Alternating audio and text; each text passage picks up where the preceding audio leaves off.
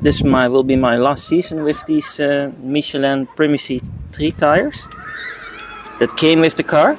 I really like them, but yeah, I think I can get something with better grip on the road.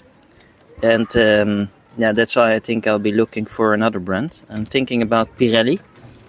I definitely don't want any e-tires for electric cars.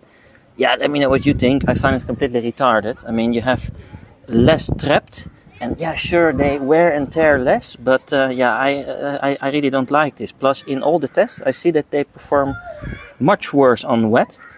And yeah, all these compromises to make it more greener. I mean, for God's sake, I'm already driving an electric car. I just want to be safe on the road. I want really good tires.